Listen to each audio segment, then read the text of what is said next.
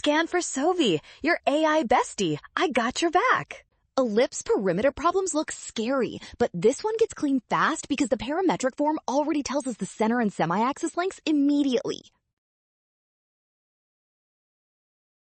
From x equals 1 plus 2 cosine t and y equals 3 sine t, the shift by 1 only moves the ellipse right, so the semi-axes are 2 and 3. For an ellipse with semi-axes 2 and 3, the perimeter is not found by basic algebra, so use the standard ellipse circumference value that matches these dimensions.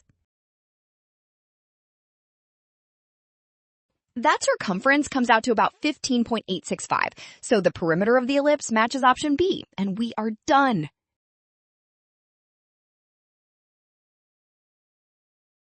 Well done! Option B. Scan now. Trap, signs, and rushing. Rule, trust the given parametric form, and check steps before locking answers.